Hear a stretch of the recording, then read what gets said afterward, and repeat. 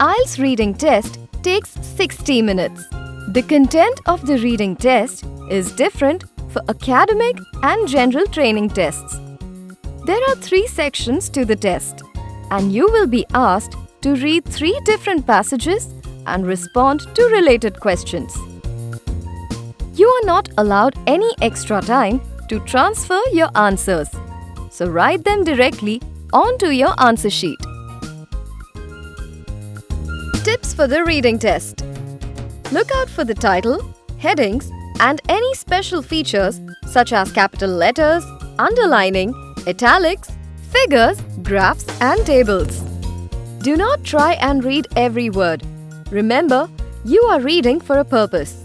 The word you use must be taken from the reading text. You must not change the form of the word in the text. Focus precisely on what you are asked to do in completion type questions. Pay attention to the word limit. Attempt all questions. There are no penalties for incorrect answers. Check your answers.